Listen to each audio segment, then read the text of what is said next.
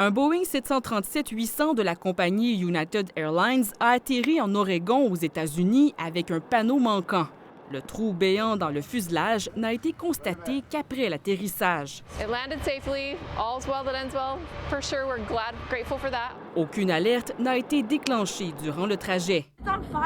L'incident s'ajoute à une série d'autres qui impliquent aussi la compagnie américaine Boeing, allant du pépin technique en plein vol à la perte d'une roue après le décollage ou carrément la perte d'une porte arrachée en plein vol avec un 737 MAX 9 de la compagnie Alaska Airlines, où heureusement, il n'y a pas eu de blessés graves.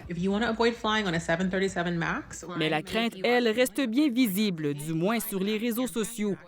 Si bien que des influenceurs guident désormais les voyageurs qui souhaiteraient ne pas s'envoler à bord d'un appareil du fabricant. Mais en même temps, c'est quand même sécuritaire. Il est vrai que Boeing a été critiqué par le passé en ce qui a trait à la conception de certains de ses appareils, comme les 737 MAX et les 787 Dreamliners. Moi, j'ai aucune inquiétude de voler sur un 767 ou 747 ou 777, mais il est vrai que pour ces deux modèles particuliers, 737 MAX et Dreamliner 787, il y a des inquiétudes et ces inquiétudes-là sont justifiées. Cela dit, d'autres experts en aviation montrent du doigt l'entretien des appareils.